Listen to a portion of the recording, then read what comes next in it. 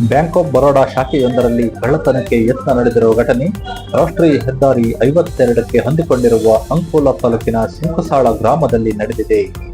ದರೋಡೆಕೋರರು ಬ್ಯಾಂಕಿನ ಶೌಚಾಲಯದ ಗೋಡೆ ಕೆಳಭಾಗದಲ್ಲಿ ಒಡೆದು ಒಳ ಪ್ರವೇಶಿಸಿರುವುದು ತನಿಖೆಯಿಂದ ತಿಳಿದು ಬಂದಿದೆ. ಬ್ಯಾಂಕಿನ ಒಳಕ್ಕೆ ಪ್ರವೇಶಿಸಿದ ಬಳಿಕ ಅವರಿಗೆ ಯಾವುದೇ ನಗದು ಅಥವಾ ಮೌಲ್ಯ ವಸ್ತುಗಳು ಸಿಗದ ಹಿನ್ನೆಲೆ ಲಾಕರ್ ವಿಭಾಗದ ಸಮೀಪದ ಹಿಂದಿನ ಗೋಡೆಯನ್ನು ಒಡೆಯಲು ಯತ್ನಿಸಿದ್ದಾರೆ. ಆದರೆ ಅರ್ಧ ಗೋಡೆ ಒಡೆದ ಹಂತದಲ್ಲೇ ಯತ್ನವನ್ನ ಕೈಬಿಟ್ಟು ದರೋಡೆಕೋರರು ಸ್ಥಳದಿಂದ ಪರಾರಿಯಾಗಿರುತ್ತಾರೆ. ಶನಿವಾರ ಬ್ಯಾಂಕ್ ಬಂದ್ ಮಾಡಿ ತೆರಳಿದ್ದ ಸಿಬ್ಬಂದಿ ಸೋಮವಾರ ಮುಂಜಾನೆ ಬ್ಯಾಂಕ್ ತೆರಳಲು ಆಗಮಿಸಿದಾಗ ಕಳ್ಳತನ ಯತ್ನ ನಡೆದಿರುವ ಬೆಳಕಿಗೆ ಬಂದಿದ್ದು, ತಕ್ಷಣವೇ ಪೊಲೀಸರಿಗೆ ಮಾಹಿತಿಯನ್ನ ನೀಡಿದ್ದಾರೆ. ಘಟನಾ ಸ್ಥಳಕ್ಕೆ ಅಂಕೋಲಾ ಉತ್ತರ ಕನ್ನಡ ಎಸ್ಪಿ ದೀಪನ್ ಮತ್ತು ಡಿವೈಎಸ್ಪಿ ಗಿರೀಶ್, ಅಂಕೋಲಾ ಠಾಣೆಯ ಸಿಪಿಐ ಚಂದ್ರಶೇಖರ್ ಮಠಪತಿ, ಪಿಎಸ್ಐಗಳಾದ ಗುರುನಾಥ್ ಹಾದಿಮನೆ, ವಿಶ್ವನಾಥ್ ಹಾಗೂ ಸುಂಕಸಾಳ ಹೊರ ಠಾಣೆಯ ಸಂತೋಷ್ ಸ್ಥಳಕ್ಕಾಗಮಿಸಿ ಪರಿಶೀಲನೆಯನ್ನ ನಡೆಸಿದ್ದಾರೆ.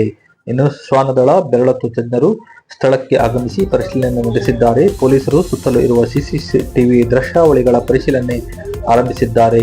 ಈ ಕುರಿತು ಅಂಕೋಲಾ ಪೊಲೀಸ್ ಠಾಣೆಯಲ್ಲಿ ದೂರು ದಾಖಲಾಗಿದ್ದು, ಆರೋಪಿಗಳ ಪತ್ತೆಗೆ ತನಿಖೆ ಮುಂದುವರೆದಿದೆ.